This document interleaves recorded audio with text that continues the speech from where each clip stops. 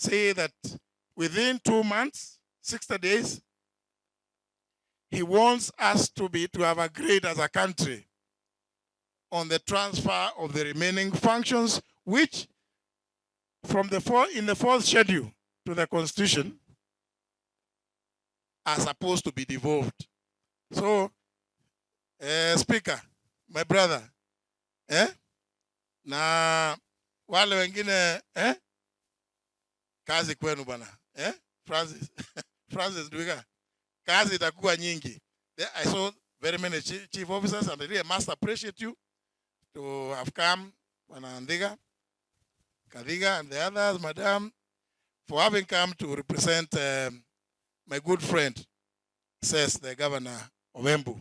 She's doing a great job. We all know what she is doing today in the discussions. They are calling them the talks about talks. Yeah? Lakini hiyo nataka kuachia Ruku ndio watajua. Sitaki kuzungumzia hayo sana kwa sababu huenda unajua hiyo mambo huenda ikatereza ileto kwangu. So nikizungumza sana niko na maoni yangu, lakini nikizungumza sana watu wanaweza sema hapana, he will not be fair to us. Kwa hivyo hiyo wacha niwaachie waendelee wayazungumzie.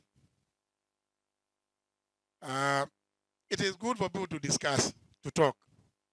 Wacheni watu waongee.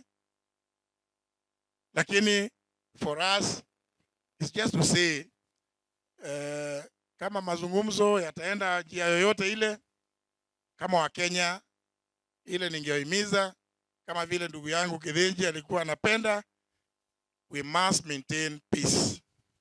Whatever happens, even if you disagree with your brother, even if you have whatever arguments, tafadhalini lazima muhimize amani. We cannot have a country that fights because of elections. We cannot. I am aware that it is said that democracy is not the best form of government, but all the others are much worse. Yes, indeed. All the others are much worse than democracy. Because autocracy, dictatorship, military rule, all of them, mwananchi hana say. So, if you disagree because of an electoral process, there's no need of engaging in violence. You should never engage in violence because of a dispute relating to an electoral result. There are mechanisms provided for in the Constitution to challenge any electoral result. But at the same time, we must be prepared to accept the decisions that are made by our courts. Nimeona watu wengine siku nyingine wakisema serikali ya William Ruto that he is not obeying court orders. There is not a single one which has not been obeyed. Even when we disagree, even when we don't like those judgments, but we obey the court orders.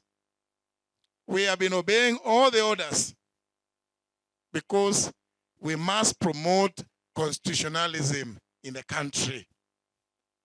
Hiyo ndio kuleta amani katika nchi. Kwa sababu uchaguzi utakuja leo, utakuja kesho kutwa,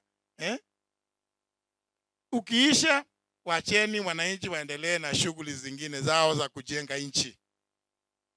We cannot be perpetually involved in politics.